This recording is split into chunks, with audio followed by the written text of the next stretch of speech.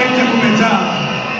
Amen. Ningetaka kuwakaribisha hapa ni JCL, kanisa la watu. Sema kwa sauti, hapa ni JCL, kanisa la watu. Injili bila mapema ndio. Basi waliokuja mapema wajipigie makofi mazuri. Amen. Unapenda bishop wetu? Unapenda vile anafanyanga? Unamchagua kama bishop wa compassion. Na sasa tumepeti na ingine tumesema ni president wa compassion. Si tupigie makofi pamoja na familia yake ya John.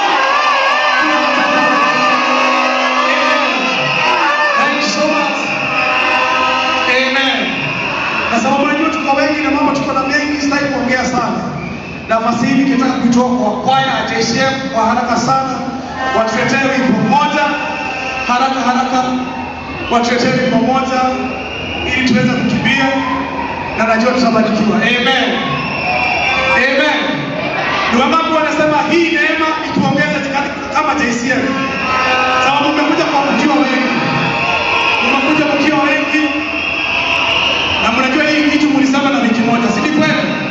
Mlisema na wiki moja. Na ningetaka kusema asante kwa viongozi wa bishop. Hawa vijana wa bishop, semeni tu watambue. Tupigie hawa vijana kazi nzuri wamefanya. Amen. Tuwapigie makofi mazuri. Amen. Kwa wiki moja. Hiyo wiki mlisema mnakuja. Wametengeneza, wameongeza sound, wameongeza tent, wameongeza viti, wamesaidia bishop hii kazi. Tuwapigie hapo hizi kwa makofi mazuri. Amen. Asante sana. Wanakwaya kama wako sawa, basi waingie. Tutaki kupoteza nafasi yote. Waingie, wakimaliza hivi, Pastor Frank atakuwa anajiandaa. Kenya hoye! Kenya hoye! Kenya hoye! Amen. Kama kwa pale ya kuketi, na najua pale nje tuko na pahali tumetengeneza tent. Tutulie kidogo, tutulie tu kwa njia ya heshima. Amen. Tutulie kidogo. Amen. Kama uko na kusema tutulie kidogo tu. Alafu waambie jirani yako tuko kanisani sasa.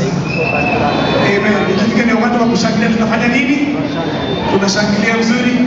Ningeuliza tu kwa heshima sababu najua pale nje tuko na tent na bado kuna viti na Mko sawa?